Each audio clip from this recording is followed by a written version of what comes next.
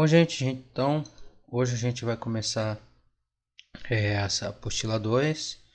Nós vamos falar de um assunto que é relativamente simples, mas é muito importante, que é a tabela periódica. Por mais que a gente ainda ache que não seja mais tão importante a gente decorar a tabela periódica, que não é mesmo, hoje não tem necessidade de decorar. A maioria dos grandes vestibulares acaba fornecendo a tabela para a gente na prova, com exceção do Enem, mas dificilmente cai perguntas que você precise da tabela para responder no Enem. Geralmente as informações estão todas nos exercícios. Então, aquela história de decorar a tabela, essas coisas,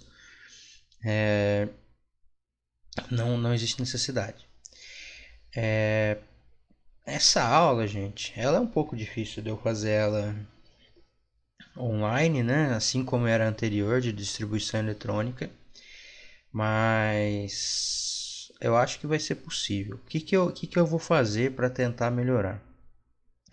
Não adianta eu falar e só vocês me verem e eu ir falando da tabela periódica sem mostrar. Então, eu vou contar primeiro, só falando aqui, um pouquinho da história da tabela, bem rápido, que isso também é uma coisa que dificilmente cai, eu não lembro ter caído ultimamente, nos últimos 10 anos aí.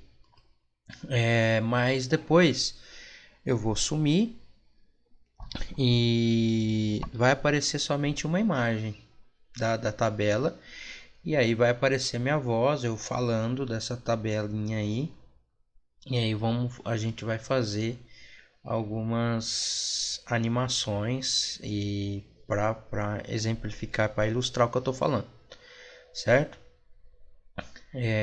Acho que assim fica mais simples da gente mostrar como é que funciona. E a tabela, essa aula é necessária porque a gente precisa aprender a olhar e ver tudo que ela fornece pra gente, tá bom?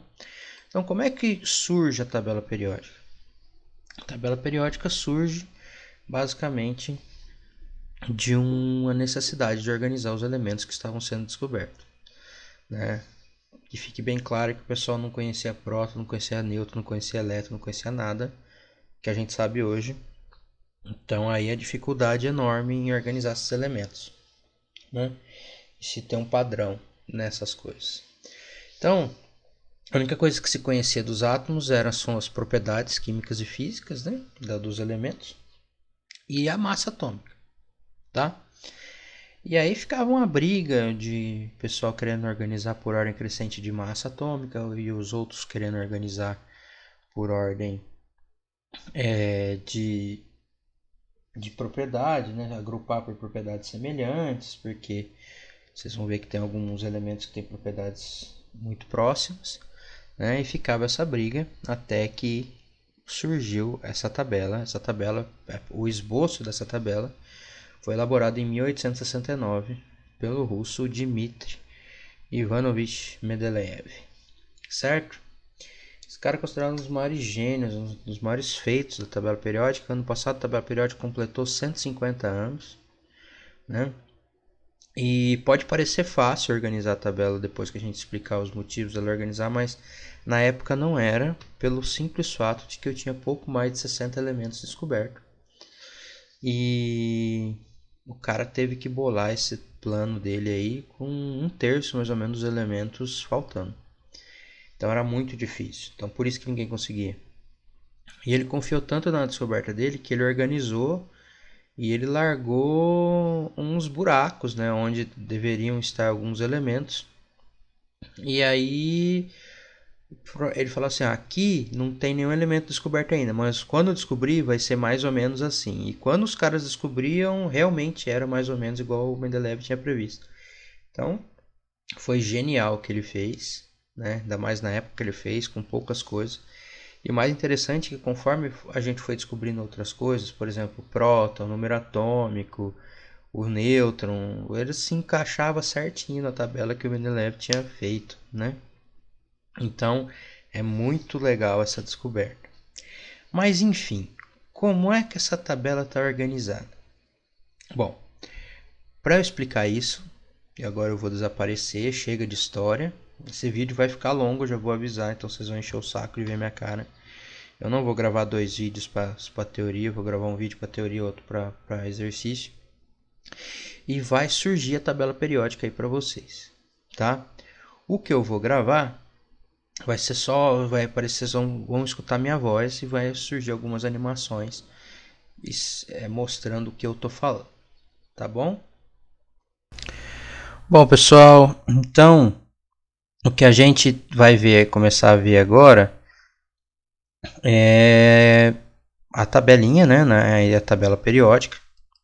E vocês podem ver que ela tá, essa tabela que está que aparecendo, eu peguei da apostila, ela é uma tabela que não está atualizada, né? Você pode ver que ela foi atualizada em 2013, em 2016 aqueles 4 buraquinhos que tem ali embaixo dela foram preenchidos, 4 novos elementos, tá? Mas isso é indiferente porque não vai fazer diferença alguma pra gente, porque esses elementos a gente nem sabe para que serve ainda, de tão novo que são, certo?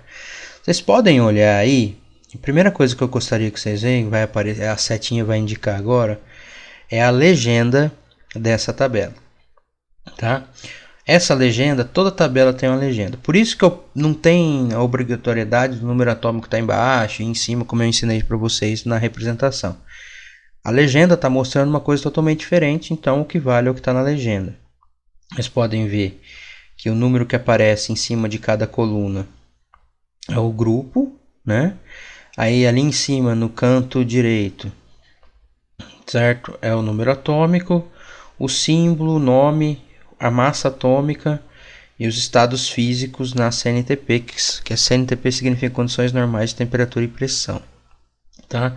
Os elementos que a massa estiver entre parênteses é a massa atômica do elemento mais comum, porque existem os isótopos, né? Então todos eles têm isótopo. Então é sempre quando eu tenho entre parênteses vai ser a massa atômica do isótopo mais estável, mais comum ou mais encontrado na natureza.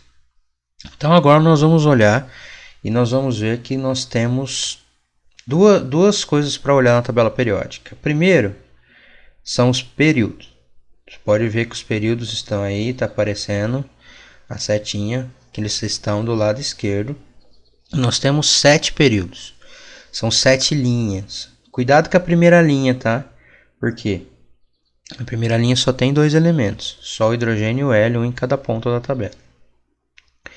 E em cima nós temos o que a gente chama de grupo. Antigamente eram conhecidos como famílias, tá? Eram as famílias A e as famílias B. Às vezes vocês podem achar alguma coisa aí falando de família ainda, mas hoje a gente chama de grupo. Nós temos que são as colunas da tabela periódica. Essas colunas são 18, ok? Nós temos 18 colunas. Bom, o que acontece então? Para que serve isso daí? Aí vocês podem perguntar, professor, e esses pessoal que está aqui embaixo, né? Os lantanoides e os actinoides, ou lantanídeos e actinídeos, depende da tabela que vocês pegam, está escrito isso. Esse pessoal, gente, tá vendo esses quadradinhos aqui que está aparecendo em branco? É como se eles estivessem encaixados ali. Eles só são jogados para baixo, porque senão a tabela ficaria muito comprida. Ao invés de eu ter 18 colunas, eu teria muito mais. Eu teria mais de 30. Então a tabela ficava muito esquisita. Então eles jogaram para baixo. Mas isso depois a gente vê melhor, tá? Não tem muita importância. O que acontece? Todo mundo, agora eu vou explicar para vocês a importância dos períodos, ok? Então vamos lá. Os períodos, gente, que são 7, todo mundo que está no mesmo período, e aí agora a gente vai ser muito importante que vocês relembrem a aula passada, que é a aula de distribuição eletrônica. Todo mundo que está no mesmo período tem o mesmo número de camadas eletrônicas, tá? Por exemplo, todo mundo do grupo do primeiro período, que é o hidrogênio e o hélio, eles têm somente a camada K, que é a primeira camada eletrônica, ok? Todo mundo do segundo período, eles têm somente a camada K e a camada L, que são 2 camadas. Do terceiro tem 3 camadas. Do quarto tem 4 camadas. Do quinto tem 5 camadas. Do sexto tem 6. Do sétimo tem 7. Então, por exemplo, pegar no período 4. O potássio. Se você fizer a distribuição eletrônica do potássio, você vai descobrir que ele tem 4 camadas. E aí, lá para frente, se a gente pegar o bromo também vai ter 4 camadas eletrônicas. Então, todo mundo que estiver no mesmo período tem o mesmo número de camadas eletrônicas, tá? E os grupos, gente? E aí, os grupos, vocês têm que se atentar, porque os grupos são muito importantes, tá? Todo mundo que está no mesmo grupo, os grupos são as colunas. Então, tá vendo? O grupo tá aqui em cima, vai de 1 até 18, certo? Aqui estão os grupos indicados. Todo mundo que está no mesmo grupo tem o mesmo número de elétrons na camada de valência. E o que isso me interessa? Isso me interessa muito. O que é elétrons na camada de valência? Só para relembrar, a gente já viu isso. São os elétrons na última camada. Se a gente fizer a distribuição eletrônica, são os elétrons. Então, todo mundo aqui do grupo 1 da tabela periódica tem... vocês vão ver que ele vai ter um elétron, todos eles vão ter um elétron na última camada. No grupo 2, todos vão ter 2. No grupo 13, 3, 14. Ah, professor, e esse pessoal aqui do meio? Esse pessoal aqui do meio, depois a gente vê que eles são um pouquinho mais complexos. Mas o grupo 1, 2, 13, 14, 15, 16, 17, 18, eles seguem uma ordem aí mas todo mundo que está na mesma coluna tem o mesmo número de elétrons na camada de valência. E o que é mais interessante é o seguinte: o fato deles terem o mesmo número de elétrons na camada de valência dá a eles propriedades muito parecidas, por isso que eles são chamados de famílias também. Então, peraí, aqui do pessoal do grupo 1, eu vou começar do lítio, porque depois eu vou explicar o que acontece com o hidrogênio, tá? O lítio, ele é um metal mole, altamente reativo. Se eu jogar na água ele explode, fraquinho, mas explode. Quando eu vou para o sódio, que está embaixo dele, ele também é um metal mole, altamente reativo. Se eu jogar na água ele explode, um pouco mais forte que o lítio. Aí eu vou para o potássio, ele também é um metal mole, altamente reativo. Se eu jogar na água ele explode, então só que mais forte. E o rubídio, o césio, assim sucessivamente. Então o que acontece, gente? Por que eles têm propriedades extremamente parecidas? Pelo fato de ter o mesmo número de elétrons na camada de valência, tá? Na última camada. Isso é o que determina as particularidades de um elemento. Então, a gente vai estudar depois da tabela periódica ligações químicas, a gente vai ver o porquê que o fato de eu ter o mesmo número de elétrons na camada de valência me fornece propriedades parecidas com outros elementos, tá? Só que a gente tem que saber, quando olha-se na tabela periódica, a gente tem que saber que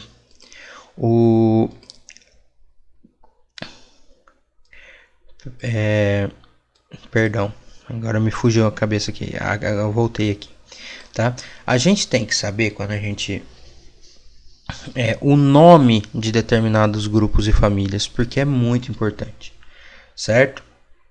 É muito importante. O grupo 1 da tabela periódica, que é o primeiro grupo ali, eu sei que eu tenho o hidrogênio em cima do lítio. Lítio, sódio, potássio, rubídio, césio e frâncio. O hidrogênio está posicionado ali em cima porque ele também tem um elétron na camada de valência. Mas o hidrogênio ele não tem as mesmas propriedades dos demais. Tá? O hidrogênio é o elemento mais simples da tabela periódica. E o hidrogênio ele só está ali porque não tem outro lugar para pôr ele. Porque o hidrogênio não pertence a grupo nenhum. O hidrogênio é o hidrogênio. O hidrogênio é praticamente o Batman da tabela periódica.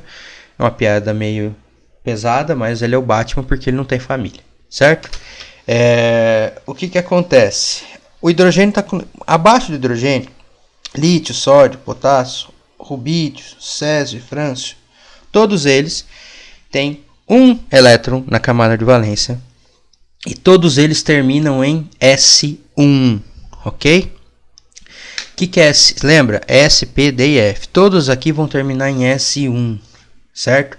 E eles são conhecidos por metais alcalinos. Guardem esse nome. Toda vez que se falar metal alcalino, ele vai ter um elétron na camada de valência e vai estar no grupo 1, menos o hidrogênio, como o hidrogênio não é um metal alcalino. Grupo 2, berílio, magnésio, cálcio, estrôncio, bário e rádio. Esse grupo 2, que está ao lado dos metais alcalinos, todos eles vão terminar em S2, ok? S2, a configuração eletrônica desses elementos termina sempre em S2. Porém, eles não são chamados de metais alcalinos, e sim metais alcalino-terrosos, certo? Então, quando se falar em metais alcalino-terrosos, são os elementos do grupo 2 aqui da tabela periódica, que termina em configuração eletrônica S2, portanto, tem 2 elétrons na camada de valência. Aí a gente vai pular esses do 3 ao 12 e nós vamos lá para o grupo 13. O grupo 13 é mais fácil de lembrar o nome, porque ele é conhecido como família do boro, e eles têm configuração eletrônica S2P1, tá? S2P1. Ou seja, eles estão tem 3 elétrons na camada de valência, certo? Grupo 14, família do carbono. Eles têm configuração eletrônica S2P2, 4 elétrons na camada de valência. Guardem isso é muito importante. Grupo 15, família do nitrogênio. Qual a configuração eletrônica dessa família? S2P3, tem 5 elétrons na camada de valência. Grupo 16, família do oxigênio. Tem configuração eletrônica S2P4, 6 elétrons na camada de valência. E grupo 17, aliás, o grupo 16 ele é conhecido como família de oxigênio, só que ele tem um nome específico também, tá? Isso eu esqueci, perdão. Eles são conhecidos como calcogênios, tá bom? O grupo 17, eles são conhecidos como halogênios, tem configuração eletrônica S2P5, 7 elétrons na camada de valência. E o grupo 18, acho que vocês lembram do nono ano, gases nobres, tem configuração eletrônica S2P6, 8 elétrons na camada de valência. Com exceção do hélio, que ele termina em S2, porém ele não é colocado nos metais alcalino-terrosos. Por quê? Os gases nobres, depois a gente vai ver que tem 8 elétrons na camada de valência e são estáveis. É o máximo que nós vamos encontrar na camada de valência de um átomo, são 8. O hélio só tem 2, só que ele só tem a primeira camada. Então, ele tem a única camada dele completa, igual aos gases nobres. Então, ele vai ter as propriedades parecidas com os gases nobres, por isso que ele é encaixado aí. Ok? Então, gente, deu para perceber que o pessoal desse lado aqui, essas duas primeiras famílias, e o pessoal da 13 a 18, eles são conhecidos como elementos representativos, ok? Elementos representativos. O que são esses elementos representativos? Elementos representativos, gente, eles são nada mais, nada menos que o pessoal que termina em configuração eletrônica S e P. Então, o pessoal daqui da esquerda termina em S, o pessoal da direita termina em P, tá?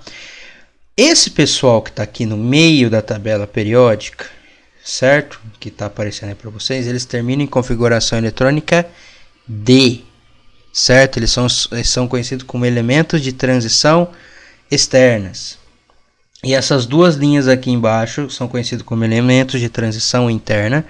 Eles terminam em configuração eletrônica F. Lembra? S, P, D e F.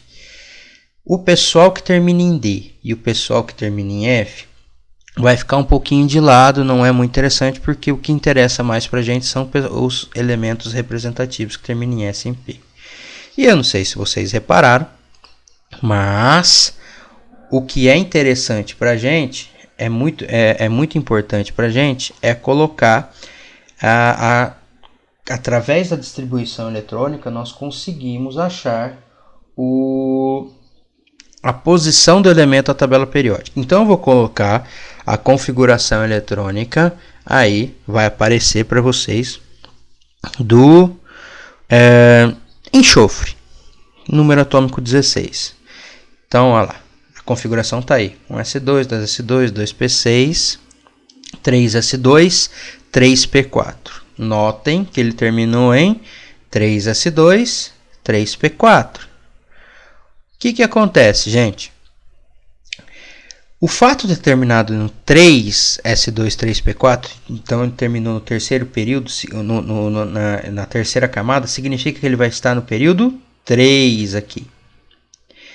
S2P4 ele tem 6 elétrons na camada de valência. Quem que tem 6 elétrons na camada de valência? Grupo 16. Então, se eu vier grupo 16, terceiro período, vou achar o enxofre aqui.